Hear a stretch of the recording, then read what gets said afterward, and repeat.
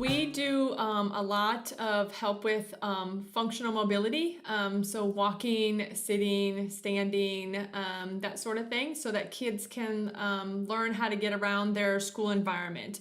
The biggest key point of working in the school system is it has to be educationally related.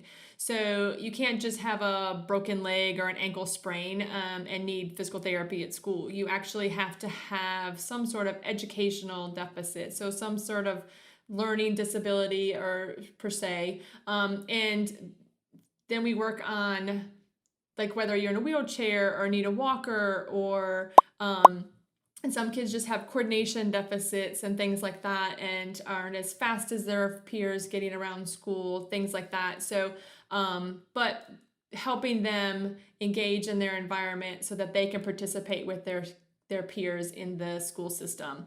I do a lot of instruction, education to teachers and to other school personnel to how to support a kid. So, and just because a kid is in a wheelchair doesn't necessarily mean he gets or she gets physical therapy at school. They may be completely independent in their environment using their wheelchair. And so then I may be, like Haley said, as a support personnel where I come in and I just am there as if needed. So whether they need, we need to look at a different chair or a special seat in their classroom so that they can sit up at their class at their desk, or we need to look for like a standing frame or assistance so that they can use the bathroom independently, things like that. That's what I do. Interesting. So then this whole thing is like very foreign to me. But so for a student then who's receiving physical therapy, would you say that most of your sessions are pretty consistent throughout the school year? Like, do you typically see students once a week for the entire school year? Or would you say that you see students less often than maybe an OT or an SLP? Definitely probably would say less than a speech therapist. Speech tend to see their kids a little bit more. Physically, it depends on their level of need. So the kids that need more support, more assistance to interact in their environment, I would see more frequently. And typically for PT, yes, it's about once a week. We actually do sessions per grading period. So we have like a 9-week grading period. We would see them 7 to 8 times in that grading period.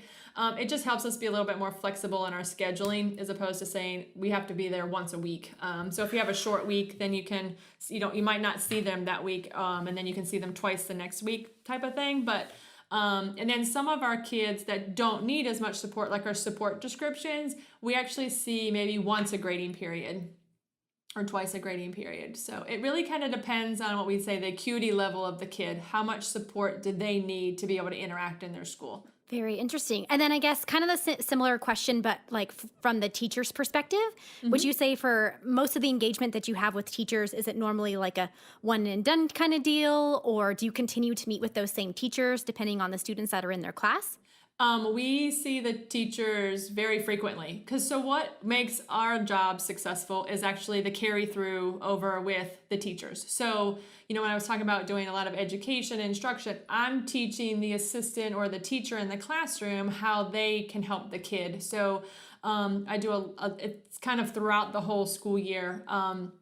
So that they're there the 6 or 7 hours that they're in school. I'm in and out for a 30-minute session once a week. So my goal is that they become the extension of our hands and they continue to provide that support to those kids throughout their school day so that the kids can be successful the whole time they're in school type of thing. So we have a lot of interaction with teachers.